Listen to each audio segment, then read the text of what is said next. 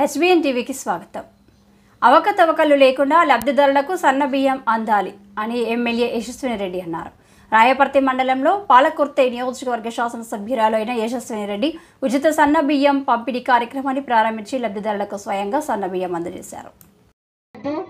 ప్రతి మెతుకు కూడా వృధా పోకుండా ఉపయోగించుకోవాలి, వాళ్ళు అందరూ వాడాలి, తినాలి అని చెప్పి ఈ సన్న బియ్యము ఇవ్వడం జరుగుతుంది. ఇది ఎవరు కూడా ఈ ఆలోచన ఎవరు కూడా చేయలేదు. ఉన్నోళ్ళకి లేనోళ్ళకి తేడా ఇందాక చెప్పిండ్రు, నిజమే. అంటే లేదు కాబట్టి మేము దొడ్డు బియ్యం తినాలా, ఉన్నోళ్ళు సన్న బియ్యం తింటారా అని చెప్పి ఉంటది. ఇప్పుడు ఆ తేడా ఎక్కడ కూడా లేదు. ఉన్నోళ్ళు తినేది అదే తిండి, మీరు తినేది అదే తిండి. ఉన్నోళ్ళైనా లేనోళ్ళైనా అందరు ఒక్కటే అన్న ఆలోచన తోటి ప్రభుత్వము పథకం అయితే తీసుకున్నాము, బియ్యం అయితే ఇస్తున్నాం. కానీ అది అంతా అమ్ముకోవడము, లేకపోతే కొంతమంది దోశలు వేసుకుంటారు దాంతో, కొంతమంది ఏమో జొన్న పిండితో పాటు కలిపి పట్టిస్తారు. అంతేగాని దాన్ని ప్రాపర్ గా వినియోగించుకునేటోళ్ళు ఏళ్ల మీద లెక్క పెట్టచ్చు. దాన్ని తీసుకొని అమ్ముకునేటోళ్ళే ఎక్కువ ఉన్నారు, కానీ దాన్ని వాడేటోళ్ళు లేరు. కానీ ఇప్పుడు సన్న బియ్యం అయితే అందరూ తింటారు అని చెప్పి ఒక్క పూటైనా తృప్తిగా తింటారు. ఎప్పుడైనా బియ్యం బాగా ఉపయోగపడుతుంది అని చెప్పి ప్రభుత్వం ఆలోచన చేసింది. అంటే కాంగ్రెస్ ప్రభుత్వం మీరు చూసినట్టయితే ప్రజా ప్రభుత్వము పథకాలను తీసుకురావడంతో పాటు ఆ పథకాలు ప్రజలకు ఎట్లా ఉపయోగపడతాయి, ఏదో చేసినామా చేతులు దులుపుకున్నామా కాదు, అది ప్రజలకు ఉపయోగపడుతుందా లేదా అన్న ఆలోచన తోటి చేసిండ్రు. అదే విధంగా రేషన్ కార్డులు కూడా గత 10 సంవత్సరాల నుంచి రేషన్ కార్డులు ఎవరికి కూడా కొత్త రేషన్ కార్డులు రాలేదు. ఎక్కడైనా బై ఎలక్షన్స్ అట్లాంటివి ఉంటే అక్కడేమైనా ఇచ్చిండ్రేమో, కానీ అక్కడ తప్ప వేరే ఎవరికి కూడా రేషన్ కార్డులు రాలేవు. ఇప్పుడు జేసీ గారు కూడా చెప్పిండ్రు, ఆ రేషన్ కార్డులు అప్లై చేసుకున్న వాళ్ళకి ఖచ్చితంగా రేషన్ కార్డ్స్ కూడా వస్తాయి.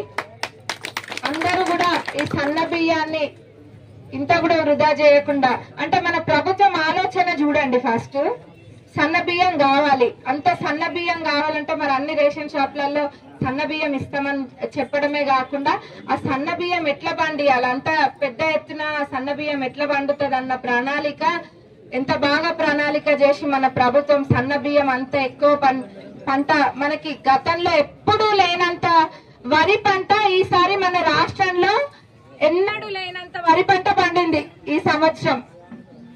అది మీరు అందరు కూడా చూస్తున్నారు.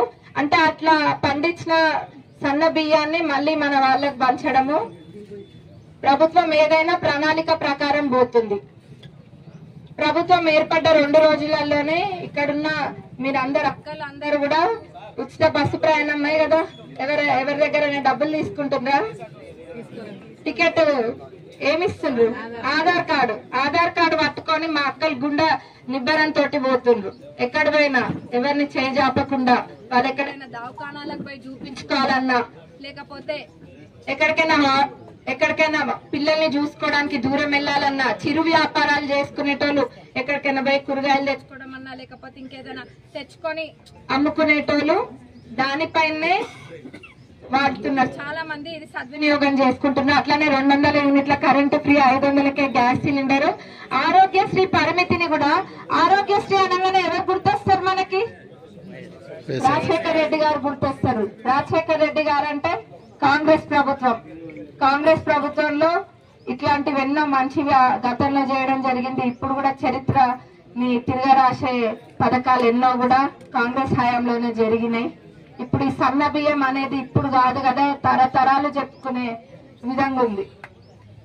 ఇదే కాదు, యువ వికాస్ అని చెప్పి మొన్న అసెంబ్లీ ప్రాంగణంలో మేమందరం ఉన్నాం. అక్కడనే అసెంబ్లీ ప్రాంగణంలో ఎస్సీ ఎస్టీ మైనారిటీ బీసీలకు అని చెప్పి పెట్టిండ్రు. ఇది ఉత్త వీళ్ళే కాదు, వేరే కులాలలో కూడా ఆర్థికంగా వెనుకబడ్డోళ్ళు ఉంటారు, మరి వాళ్ళ పరిస్థితి ఏందని చెప్పి ఈడబ్ల్యూఎస్ ఎకనామికల్లీ వీకర్ సెక్షన్ వాళ్ళు కూడా దీనికి అర్హులే అని చెప్పి మన ప్రభుత్వం వాళ్ళకు కూడా ఇస్తుంది. అందరూ కూడా అప్లై చేసుకోండి, యూత్ అందరూ కూడా అప్లై చేసుకోండి. దీనికి అర్హులైన వాళ్ళందరికీ కూడా తప్పకుండా వస్తుంది. వేరేవన్నీ కూడా మన ప్రభుత్వం ఎక్కడ వెనకడుగు వేయకుండా అన్ని ప్రభుత్వ పథకాలని ఒకదాని తర్వాత ఒకటి లాంచ్ చేయడం జరుగుతుంది. ఇది ఎన్ని ఇబ్బందులున్నా ఆర్థికంగా